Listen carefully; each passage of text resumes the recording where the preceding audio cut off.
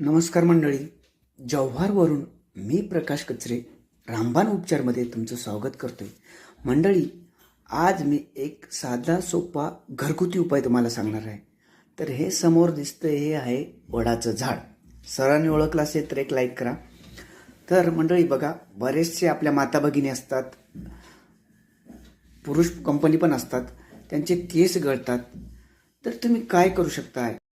त्या झाडाच्या कवळ्या पारंब्या आणायच्या आणि खोबरेल तेल घ्यायचं आणि त्याच्यात कवळ्या पारंब्या ठेचून थोड्या टाकायच्या आणि साधारणतः अर्धा तास किंवा 20 मिनटं मंद आचेवर गॅसवर असं ते तेल उकळून घ्यायचं आणि त्याच्यात पाण्याचा अंश थोडाही राहिला नाही पाहिजे, म्हणजे मग ते तेल खराब होत नाही, चांगलं राहते.